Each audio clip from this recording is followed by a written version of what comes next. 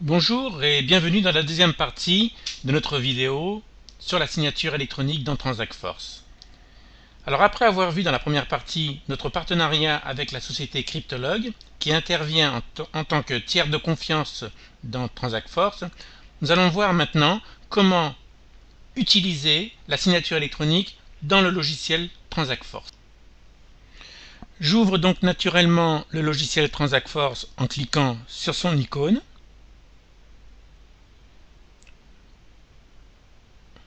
Voilà, j'arrive sur la page d'identification, j'inscris mon mot de passe et j'arrive sur la page d'accueil. Je rappelle que le logiciel Transact Force est entièrement personnalisable aux couleurs de l'entreprise. Ici, il s'agit des couleurs de l'agence Laclé Immobilier, une agence qui se trouve à Saint-Hilaire-d'Orier. Je sélectionne les paramètres, puis la signature électronique. Je suis ici dans l'état des collectes des signatures. C'est ici que je vais pouvoir récupérer les documents signés quand le document est complet et signé par toutes les parties. Ici, je sais que ce document-là que j'ai envoyé le 18 mai, sous la référence MA301, a été signé par Monsieur Charles Durand, mais n'a pas encore été signé par Madame Martine Durand, ni par le négociateur de l'agence. Donc, son état est toujours en cours. Moi, ce qui m'intéresse dans cet exemple, c'est que je souhaite envoyer un mandat de vente aux différents signataires. Je clique donc sur le bouton « Je fais signer mes documents ». J'arrive sur une première page qui récapitule en quelque sorte tout ce qui a été dit dans la première vidéo. Je clique sur « Je fais signer » et j'arrive donc au début de la procédure qui va se dérouler en 3 étapes, dont la première étape est de télécharger le document PDF dans le logiciel Transact Force. Je vais donc récupérer ce document qui se trouve sur mon disque. Voilà. Je l'affiche. Je vois que c'est un document qui a 3 pages.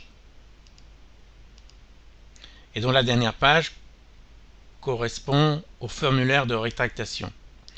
Du moins au formulaire d'annulation. Donc c'est pas ici que je vais mettre mes signatures. Je vois aussi que le nom de ma collecte a pris automatiquement le nom du PDF. Et je peux bien sûr le modifier. Je clique sur l'étape suivante. L'étape numéro 2 consiste à récupérer les différents éléments des signataires, à savoir le nom, le prénom, l'email et le numéro de téléphone mobile.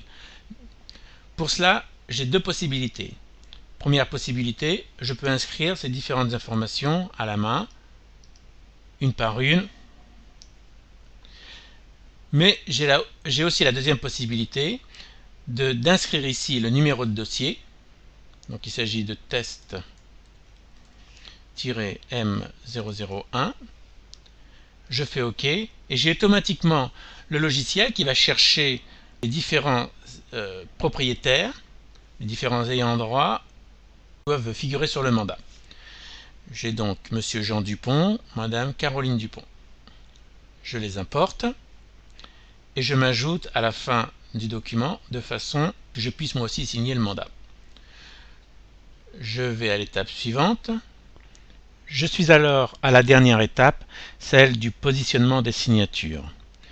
Cette étape consiste au négociateur à indiquer sur le document où les différentes signatures visuelles doivent être apposées par M. Jean Dupont, Mme Caroline Dupont et M. Gilbert Châteaubon.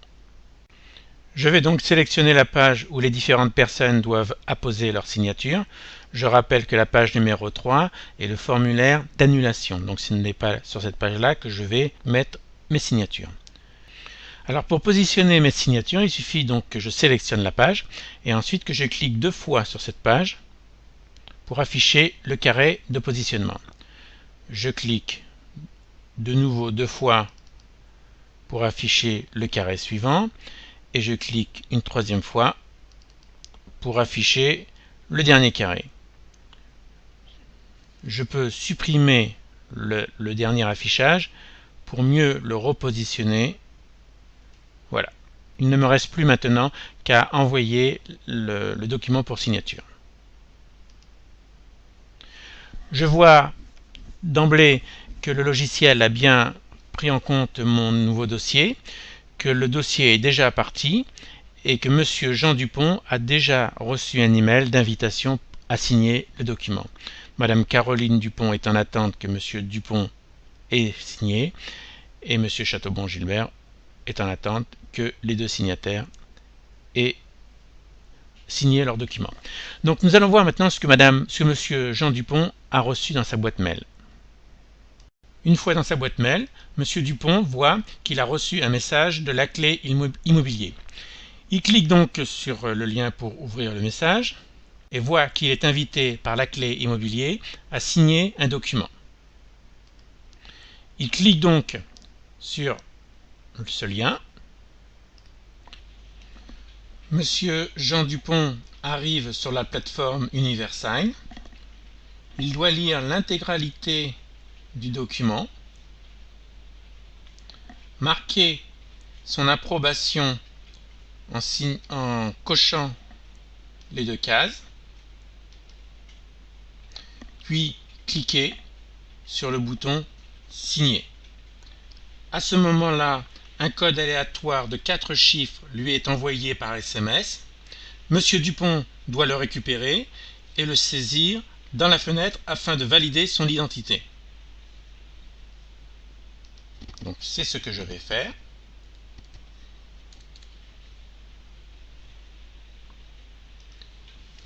Il est ensuite donc invité à tracer sa signature manuscrite à l'aide de la souris pour finaliser la signature de ce document.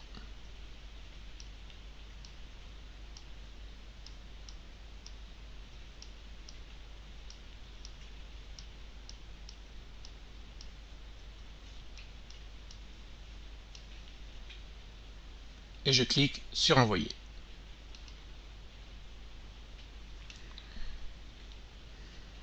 La signature du document s'est déroulée avec succès. Monsieur Dupont va être dans quelques minutes redirigé sur le site de la clé immobilier.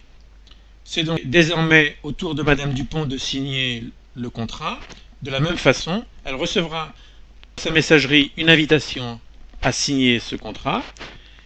Il suffira là aussi de cliquer sur le lien, de dérouler toutes les pages du document et de cocher les cases d'acceptation et de cliquer sur le bouton signer. De saisir le code à 4 chiffres reçu par SMS et d'apposer sa signature manuscrite à la souris. Je me retrouve alors dans mon tableau de bord et je m'aperçois effectivement que mon dossier est bien complet et signé, que tous les ayants droit ont bien signé. Je peux récupérer alors mon document PDF en cliquant sur ce bouton.